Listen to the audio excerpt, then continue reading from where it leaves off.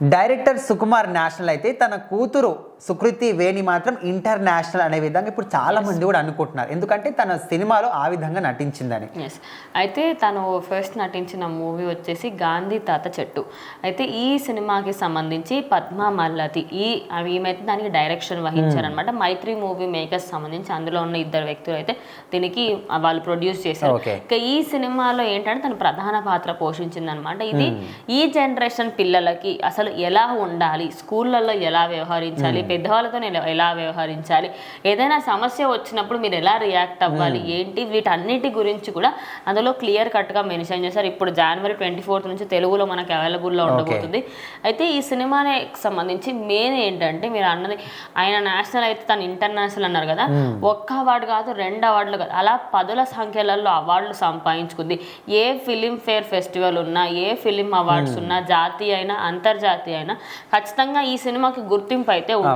ఈ జనరేషన్లలో మనకి పిల్లలు ఎట్లా ఉంటుందంటే మనం హిందీ కానీ లేకపోతే తెలుగులో కానీ పిల్లల్ని ఏంటంటే కోతి చేష్టలు చేస్తారు, ఏది కూడా పట్టించుకోరు, ఎప్పుడు కూడా పక్కన వాళ్ళపైన ఆధారపడి ఉంటారు అన్నట్టుగా చూపించే ఈ సినిమాలు వస్తున్న క్రమంలో ఒక పాత జనరేషన్ ఒక అమ్మాయి తన స్కూల్ లైఫ్ ఎలా ఉంటుంది, తను ఎలాంటి కష్టాలు పడింది, ఆ కష్టాలన్నిటిని ఎలా దాటి బయటకు వచ్చింది, అవన్నిటి గురించి కూడా క్లియర్ కట్ గా ఎక్స్ప్లెయిన్ చేశారు. ఈ రోజులలో పిల్లలు ఎట్లా ఉన్నారు అంటే ప్రతి ఒక్కరి దగ్గర కూడా ఇప్పుడు ఆన్లైన్ క్లాసులని ఫోన్లు వచ్చాయి, ట్యాబ్లు వచ్చాయి.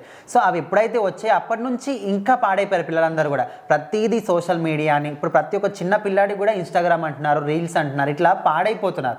సో ఈ సినిమాలో ఏంటంటే సినిమా మొత్తం కూడా ఇక్కడ సుకృతి ప్రధాన పాత్ర ఒక 13 ఏళ్ళ అమ్మాయి చుట్టూ కథ మొత్తం కూడా ఉంటుందంట. తను తన ఊరిని ఏ విధంగా కాపాడుకుంటుంది, ఏ విధంగా రక్షించుకోవాలనే దాని గురించి సినిమా మొత్తం కూడా.